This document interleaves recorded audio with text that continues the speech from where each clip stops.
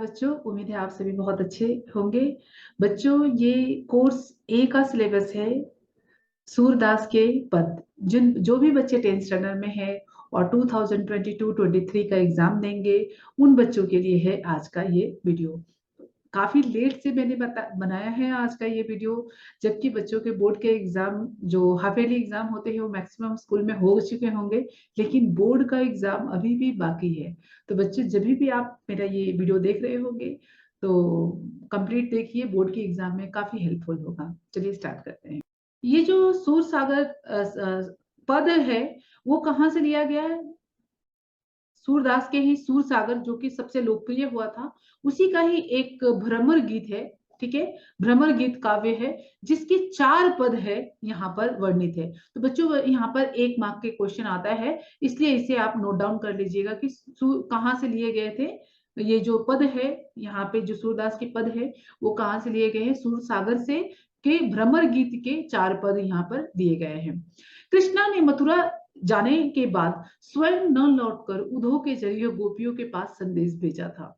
उद्धव ने निर्गुण ब्रह्मा एवं योग का उपदेश देकर गोपियों की विरह वेदना को शांत करने का प्रयास किया। कृष्ण भगवान तो ऐसे भी छलिए के नाम से जाने जाते हैं बच्चों। तो उन्होंने क्या किया? उद्धव अपने आप को बहुत ज्ञानी समझते थे कि वो बहुत ही ज्ञानी है, इसलिए कृष्ण भगवान ने क्या किया? उसने बोला कि अपना ज्ञान, अगर तुम इतने ही ज्ञानी हो तो अपना ज्ञान का परिचय देकर आ जाओ। गोपियों को जो प्रेम रस में भीगी हुई है, उन्हें अपना ये ज्ञान रस सुनाओ, और उन्हें, जो गोपी आप श्री कृष्ण भगवान से प्रेम करती हैं, उन्हें तुम ज्ञान के रस में भिगो कर आ जाओ। तो ये कृष्ण भगवान का एक छली था, जो वो क्या कर रहे थे? उद्धव को वहां पर भेजे थे। गोपियां ज्ञान मार्ग की बजाय प्रेम मार्ग को पसंद करती थी। इस कारण इन्हें उद्धव का शुष्क संदेश, शुष्क मतलब सूखा संदेश, पसंद नहीं आया। तभी वहां एक भौरा आ पहुंचा।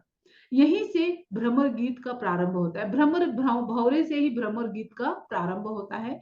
गोपियों ने भ्रमर के बहाने उद्धव पर व्यंग बाण चलाने छोड़े। उद्धव पे क्या किया बच्चों? व्यंग वाण मतलब हंसते हंसते चुभती हुई बातें को कह जाना। पहले पद में गोपिया की यह शिकायत वाजिब लगती है कि यदि उद्धव कभी स्नेह के धागे से बंधे होते तो वो विरह की वेदना को अनुभूत कर अवश्य कर पाते। मतलब उद्धव जब प्रेम कभी किसी से किए ही नहीं, तो वो क्या जाने विरह की भाव क्या होता है, तो वो समझ ही नहीं पा रहे हैं। तो पहले पद में क्या कह रही है गोपिया कि ये सब उनका वाजिब लग रहा है। दूसरे पद में क्या कह रही है कि दूसरे पद में गोपियों की यह स्वीकारोक्ति, मतलब स्वीकार कर लेना कि उनके मन की अभिलाषाएं मन में ही रह गई, कृष्ण के प्रति उनके प्रेम की गहराई को अभिव्यक्त करती है। तीसरे पद में वे उद्धव की योग साधना को कड़वी ककड़ी जैसा बताकर अपने एकनिष्ठ प्रेम में दृढ़ विश्वास प्रकट करती हैं। और चौथे पद में उद्धव को ताना मारती है कि कृष्ण ने अब राजनीति पढ़ ली है। कृष्ण ने क्या किया? अब राजनीति पढ़ ली है। अंत में गोपियों द्वारा उद्धव को राजधर्म, प्रजा का हित याद दिलाया जाना सूरदास की लोक धार्मिकता को दर्शाता है। तो बच्चों, कविता बहुत ही इंटरेस्टिंग है, बहुत ही ध्यान से पढ़िए। क्या कह रही है? उद्धव क्या कह रहे हैं? उद्धव को गोपियां कहती हैं, उद्धव तुम हो अति बड़ भागी। उद्धव तुम तो बहुत ही भाग्यशाली हो। क्यों? अपरस रहत स्नेह तगाते, मतलब तुम दिन भर उस स्नेह के साथ रहते हो, उस प्रेम के साथ रहते हो। कौन से स्नेह और कौन से प्रेम बच्चों? श्री कृष्ण के साथ रहते हो।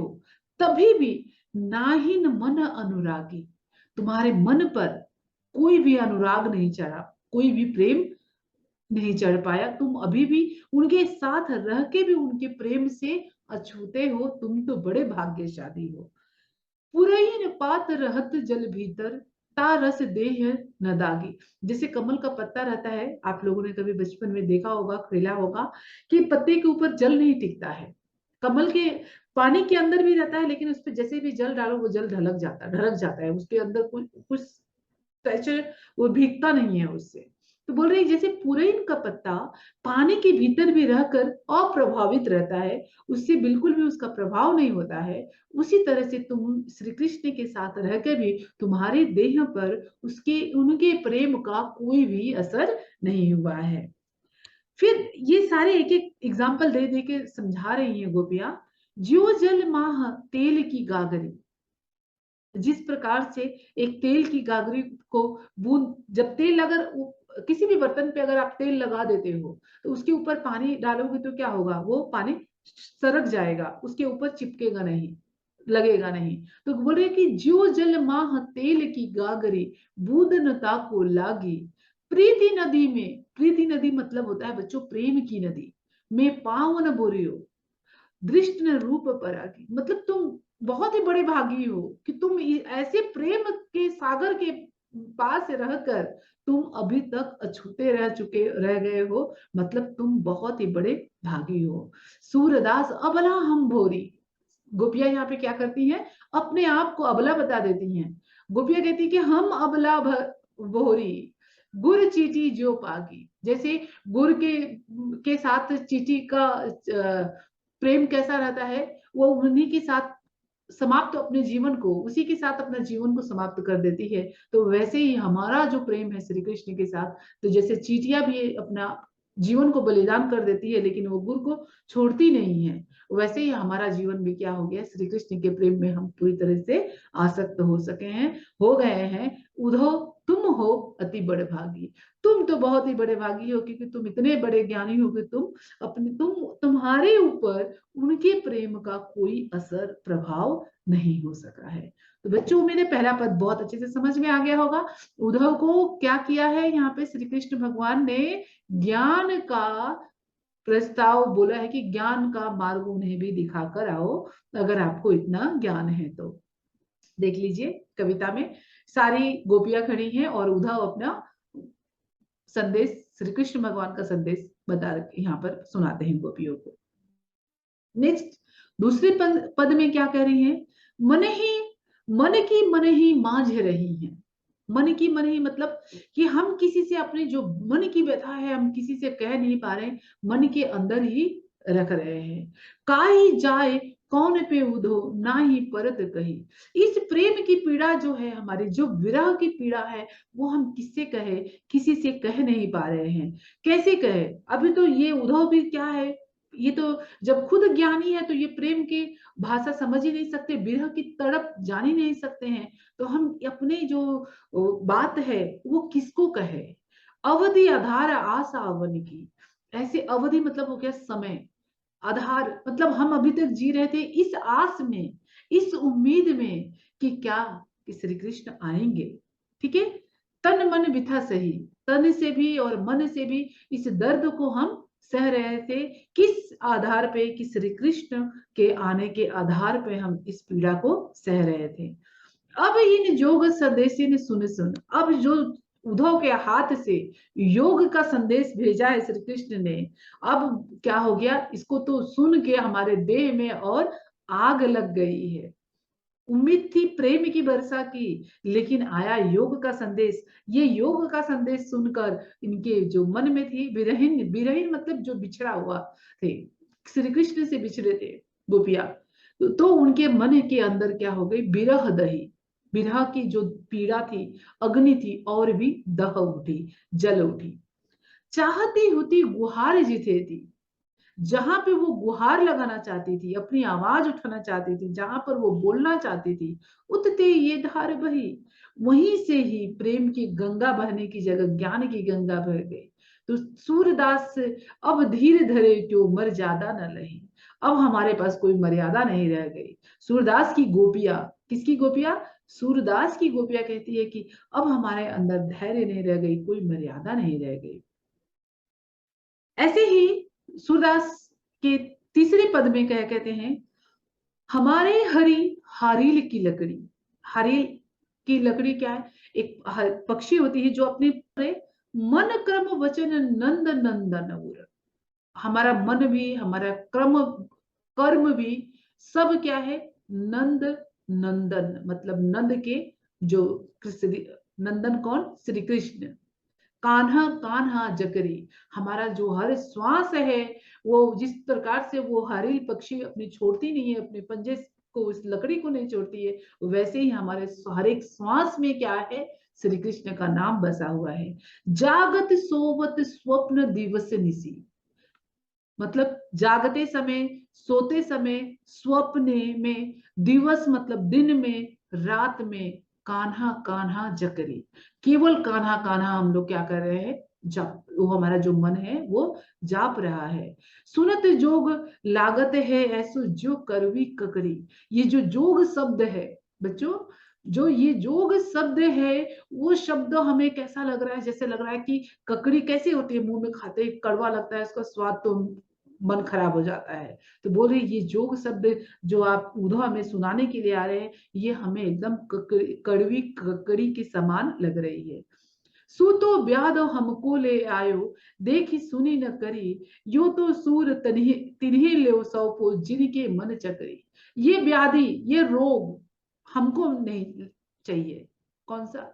ज्ञान का। ये जिसका मन चक्री की माफिक घूम रहा है इधर उधर, उसको तुम जाओ ज्ञान के रोग, ज्ञान के मोती बांटो, हमें नहीं चाहिए ये। हमारा मन तो एक ही जगह रमा है, कहाँ पे? श्री कृष्ण भगवान के पास।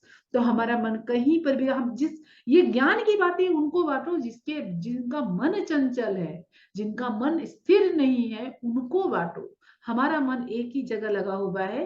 तो सूरदास तिन्ही ले सौंपो, मतलब सूरदास की गोपियां क्या कहती है कि अपना ज्ञान जो है, ये रोग जो है, वो ज्ञान जो है, वो किसको सौंपो? जिनका मन चक्री के समान घूमता रहता है, अर्थात इधर उधर घूम रहा है। सूरदास के अगले पद, चौथे पद में क्या कह रहे हैं? कविता अच्छी है बच्चों, आप लोग बहुत इंजॉय कर रहे हैं। हरी है राजनीति पढ़े आए। अब यहाँ पे व्यंग रच रही है, क्या कर रच रही हैं गोपियां? व्यंग कस रही हैं किस पे? श्री कृष्ण पर। कि लगता है कि हरि ने राजनीति नहीं पढ़े, हरि है राजनीति पढ़ा है। समुझे बात कहत मधुकर के समाचार सब पाए। कहे कि उनकी बात को, जो उधर जो कह रहे हैं, उनकी बात को समझकर, सुनकर, समझकर ऐसा लग रहा है कि श्री कृष्ण भगवान क्या है, कि राजनीति पढ़कर आ गए हैं। एक अतिर चतुर होते पहले ही, एक तो पहले से ही चतुर है वो, कौन? उद्धव। अब गुरु ग्रंथ पढ़ाए, अब गुरु ने उनको और ग्रंथ पढ़ा के भेजा है। बड़ी बुद्धि जानी जो उनकी, जोग सदेश पठायो। श्री कृष्ण भगवान बड़े ऊपर हो गए कि उन्होंने अपने आप को बहुत ज्ञानी समझ लिया कि जोग का संदेश हमारे लिए भेजे हैं। उधो भले लोग आगे के पर हित डोलत धाये। तो उद्धव को ताना उल्हाना देते हुए क्या कहते हैं कि ये उद्धव, पहले के लोग अच्छे थे कि दूसरों के हित के लिए इधर उधर डोला करते थे। अब आपन, अब अपने मन फेरे पाइए, चलत जो होते चुराइए। जिससे चुरा के लेके चले गए थे, अब हम क्या करेंगे? अपने मन को फिर पालेंगे। ते क्यों अनीति करे आपन, मतलब वो तो राजनीति के बड़े पक्के हैं, कौन? श्री कृष्ण। तो वो हमारे साथ अनीति क्यों कर रहे हैं? अनीति मतलब बुरा व्यवहार कर रहे हैं। जे और अनीति छुड़ाए, जो दूसरों को अनीति से छुड़ाते हैं, मतलब दूसरों का उद्धार करते हैं, दूसरे की भलाई करते हैं, वो खुद ही अनीति कैसे कर रहे हैं हम लोगों के साथ? राजधर्म तो ये है नहीं।